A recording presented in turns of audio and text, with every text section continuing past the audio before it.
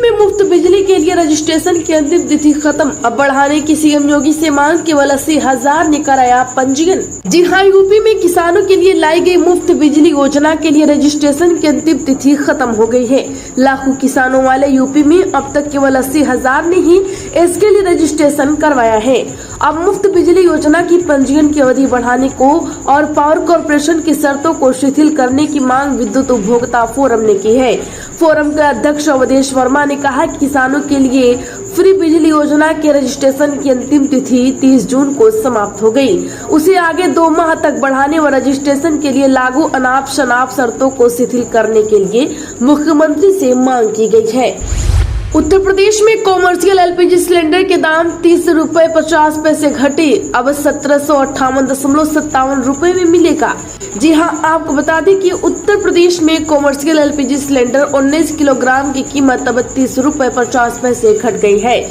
कीमत कम होने के बाद अब यह 1789 रुपए की बजाय 1758.50 पैसे में मिलेगा। नई कीमत आज से ही लागू कर दी गई है। घरेलू 14.2 किलोग्राम की कीमत में कोई बदलाव नहीं हुआ है। जानकारी के लिए बता दें कि यह पहले की तरह ही 840.50 रुपए में मिलेगा। उत्तर प्रदेश में निषाद पार्टी की यूपी, महाराष्ट्र समेत 4 राज्यों की प्रदेश कार्यकारिणी भंग। संजय निषाद के बेटे को भी लोस चुनाव में मिली थी हार। जी हां, लोकसभा चुनाव के बाद राजनीतिक दलों में आत्ममंथन का दौर शुरू हो गया है। निर्बल इंडियन शोषित हमारा आम दल निषाद पार्टी भी आत्ममंथन की प्रक्रिया से गुजर रही है। लोकसभा चुनाव में पार्टी व संगठन के लचर प्रदर्शन को देखते हुए हाईकमान ने आज अहम फैसला किया है। 4 राज्यों के प्रदेश कार्यकारिणी को भंग कर दिया गया है। इसके अलावा उत्तर प्रदेश में सभी प्रकार के मोर्चा व प्रकोष्ठों को तत्काल प्रभाव से भंग कर दिया गया है। राष्ट्रीय अध्यक्ष संजय निषाद के इस फैसले के बाद हड़कंप मचा है। पार्टी के पदाधिकारी इसको लेकर आपस में चर्चा कर रहे हैं। संजय निषाद का बेटा परवीन निषाद भाजपा के साथ लड़ने के बाद भी संत कबीर नगर से लोकसभा चुनाव हार गया था। यूपी में डिफेंस इंडस्ट्रियल कॉरिडोर में 25,000 करोड़ का निवेश, हजारों युवाओं को मिलेगा रोजगार। जी हां, यूपी डिफेंस इंडस्ट्रियल कॉरिडोर में करीब 25,000 करोड़ रुपए के निवेश का रास्ता साफ हो गया है, जिससे 1000 युवाओं के लिए सीधे सीधे रोजगार मिलेगा। यूपीडा के अधिकारियों के अनुसार यूपीडीआईसी के लिए अब तक 154 एमओयू हो चुके हैं। इसमें से 129 इंडस्ट्रियल और 25 इंस्टीट्यूशनल, इसके अलावा 27 एमओयू का मूल्यांकन किया जा रहा है। यूपीडा की ओर से अब तक 1600 हेक्टेयर से अधिक भूमि अधिकृत की जा चुकी है, जिसमें से 700 हेक्टेयर से अधिक भूमि 42 औद्योगिक समूहों को आवंटित हो गई है। इन 42 उद्योग समूहों की ओर से करीब 8,000 करोड़ रुपए का निवेश हो रहा है। यूपी में उपचुनाव की कमान संभालेगी योगी सरकार के मंत्री। 10 विधानसभा सीटों पर 1 दर्जन से अधिक मंत्री तैनात किए। आज से तैयारियों पर बैठक। जी हां, भाजपा ने विधानसभा की 10 सीटों पर होने वाले उपचुनाव के लिए योगी सरकार के 1.5 दर्जन से अधिक मंत्रियों को कमान सौंपी है। पार्टी ने विधानसभा क्षेत्र में जातीय समीकरण के लिहाज से मंत्री तैनात किए हैं। योगी सरकार में शामिल सहयोगी दलों के मंत्रियों को भी चुनाव में जिम्मेदारी दी गई है। बता दें कि लोकसभा चुनाव के बाद खाली हुई कटिहारी, सीसामऊ, मिल्कीपुर, करहल, फूलपुर, मंझवा, गाजियाबाद और मीरापुर सीट पर उपचुनाव होना है। लोकसभा चुनाव में हार के बाद भाजपा और योगी सरकार ने डैमेज कंट्रोल के लिए सभी 10 सीटों पर चुनाव जीतने की रणनीति बनाई है। पार्टी के वरिष्ठ पदाधिकारियों के साथ सरकार के दिग्गज मंत्रियों को तैनात किया गया है। उत्तर प्रदेश में भाजपा ने बहोरन लाल मौर्या को बना दिया एमएलसी प्रत्याशी। स्वामी प्रसाद के इस्तीफे से खाली हुई थी सीट। जी हां, पूर्व सपा एमएलसी स्वामी प्रसाद मौर्या के इस्तीफे से रिक्त हुई सीट पर होने वाले उपचुनाव के लिए भाजपा ने बहोरन लाल मौर्या को प्रत्याशी घोषित किया है। पार्टी के राष्ट्रीय महासचिव और मुख्यालय प्रभारी अनुज सिंह ने इसकी घोषणा की है। बता दें कि बहोरन लाल मौर्य बरेली की भोजपुरा सीट से वर्ष 2017 में विधायक रह चुके हैं। हालांकि वर्ष 2022 के विधानसभा चुनाव में उनको शिकस्त का सामना करना पड़ा था। वह बरेली में भाजपा के जिला अध्यक्ष भी रह चुके हैं। जल्द ही वह एमएलसी उपचुनाव के लिए नामांकन कर सकते हैं। उत्तर प्रदेश में राजभर के नौकरी सेटर बेदीराम के खिलाफ सड़क पर उतरे लोग, पुतला फूका, राष्ट्रगान लगाने की मांग। यूपी राजभर की पार्टी सुबह के विधायक बेदीराम पर विपक्षी दलों का हमला तेज होता जा रहा है। आज वाराणसी में नेशनल इक्वल पार्टी ने बेदीराम की गिरफ्तारी की मांग करते हुए प्रदर्शन किया और उनका पुतला फूका। मुख्यालय पर जिलाधिकारी के माध्यम से मुख्यमंत्री योगी के नाम ज्ञापन दिया गया था। इसमें बेदीराम के खिलाफ कई केस दर्ज होने के बाद भी गिरफ्तारी नहीं होने वाले और वीडियो वायरल होने के बाद भी कोई कार्रवाई नहीं होने पर सवाल उठ गया है। इसके साथ ही बेदीराम को तत्काल गिरफ्तार करने और उनके खिलाफ राष्ट्रपति की कार्रवाई की मांग की गई है। कभी सपा के प्रवक्ता रहे नेशनल इक्वल पार्टी के अध्यक्ष शशि प्रताप सिंह के नेतृत्व में वाराणसी के जिला मुख्यालय पर प्रदर्शन किया गया। उत्तर प्रदेश के मेरठ नजीमाबाद हाईवे पर हुआ महंगा टोल, इतना देना होगा टोल टैक्स। जी हां, मेरठ नजीमाबाद NH 119 पर 2 जुलाई की सुबह 8 बजे से सफर महंगा हो गया है। आने जाने वाले हर वाहन को 2 स्थानों पर छोटा मवाना और जलालाबाद के पास टोल देना होगा। कार, जीप जैसे 4 पहिया वाहन चालकों को 45 रुपए का टोल एक तरफ से देना होगा। यदि 24 घंटे में वापसी हुई तो टोल 65 रुपए देना होगा। स्थानीय लोगों को 20 रुपए का टोल लगेगा। मासिक पास की भी सुविधा मिलेगी। उत्तर प्रदेश वन महोत्सव के बीच हटाए गए शाहजहांपुर और सोहागी बरवा के DFO, मंत्रियों की शिकायत पर कार्यवाही। जी हां, उत्तर प्रदेश शासन ने वन महोत्सव के बीच शाहजहांपुर और सोहागी बरवा के DFO को हटाकर वन मुख्यालय से अटैच कर दिया है। इनका काम संतोषजनक न होने की शिकायत मिलने के बाद शासन ने हटाने का निर्णय लिया। सोहागी बरवा के DFO और नवीन प्रकाश शाक्य को हटाकर वन मुख्यालय से संबद्ध किया गया है। बताया जाता है कि वन राज्य कर्मी डॉक्टर अरुण सक्सेना से नवीन प्रकाश का काम संतोषजनक न होने की शिकायत केंद्रीय वित्त मंत्री पंकज चौधरी ने की थी। वहीं महाराजगंज के 2 विधायकों ने भी अपनी शिकायत में कहा कि नवीन प्रकाश की कार्यप्रणाली पार्टी की छवि को धूमिल करने वाली है। उत्तर प्रदेश में योगी का VIP कल्चर हटाओ अभियान, डिप्टी CM को नापसंद। कानपुर में ब्रजेश पाठक बोले, कार्यकर्ताओं से पुलिस की बदसलूकी बर्दाश्त नहीं। जी हां, डिप्टी CM ब्रजेश पाठक को CM योगी का VIP कल्चर हटाओ अभियान नापसंद है। उन्होंने कानपुर में कहा कि गाड़ी से रोककर जांच पड़ताल का जो अभियान चल रहा है उससे मैं सहमत नहीं हूं। ऐसे अभियान को रोका जाना चाहिए। उन्होंने कहा कि कार्यकर्ताओं के मान सम्मान से समझौता नहीं किया जाएगा। पुलिस की बदसलूकी बर्दाश्त नहीं की जाएगी। दर्ज केस वापस लिए जाएंगे। CM योगी के आदेश पर पुलिस गाड़ियों से हूटर और लाल नीली बत्ती उतरवा रही है।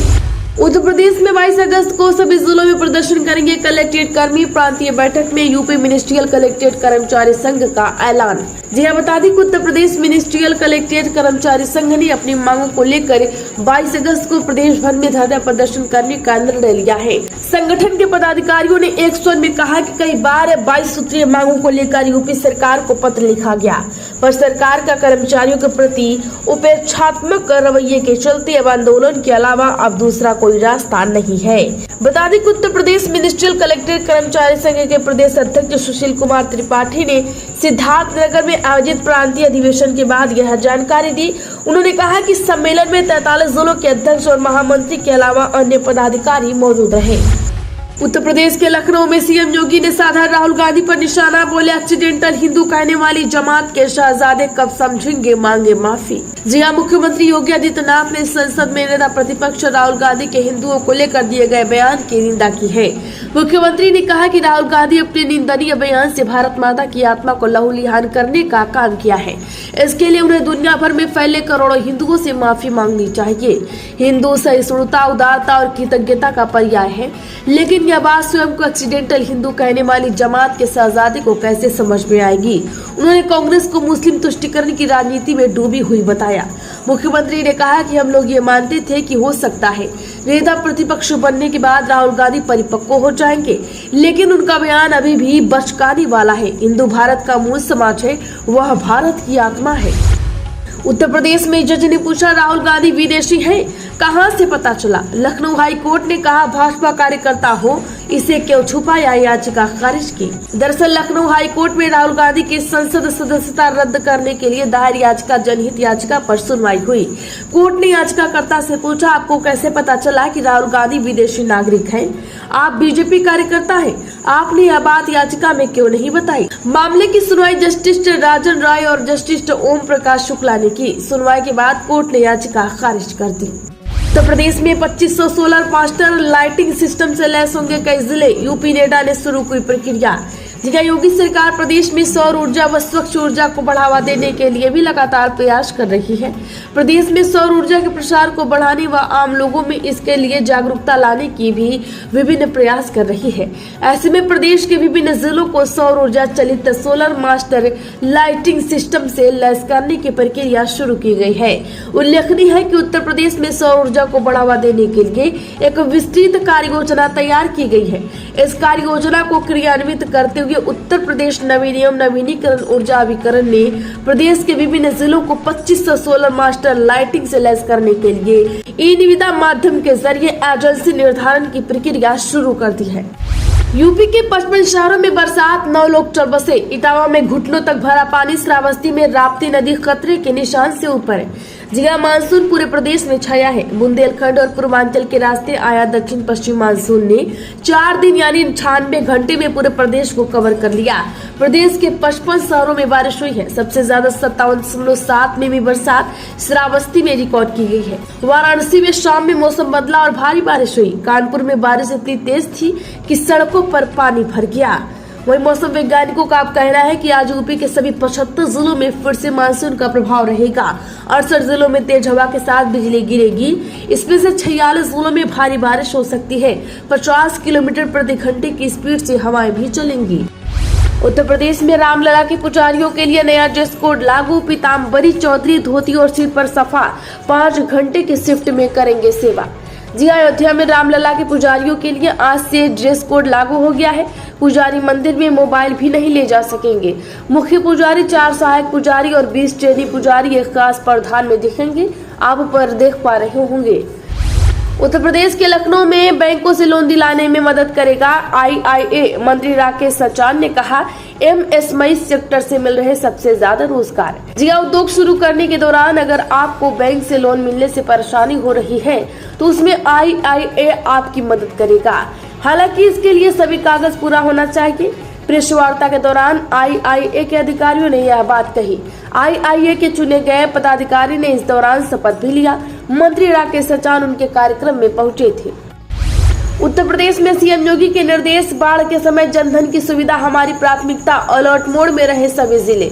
जिला मुख्यमंत्री योगी आदित्यनाथ ने आयोजित एक महत्वपूर्ण बैठक में शासन स्तर के वरिष्ठ अधिकारियों के साथ बाढ़ प्रबंधन और जनजीवन की सुरक्षा की दृष्टिगत जारी तैयारियों की समीक्षा की और व्यापक जनहित में आवश्यक दिशा निर्देश दिए। मुख्यमंत्री योगी ने कहा कि प्रदेश में व्यापक जनधन हानि के लिए दशकों तक कारक रही बाढ़ की समस्या के स्थायी निदान के लिए विगत 7 वर्षों में किए गए सुनियोजित प्रयासों से अच्छे परिणाम मिले हैं।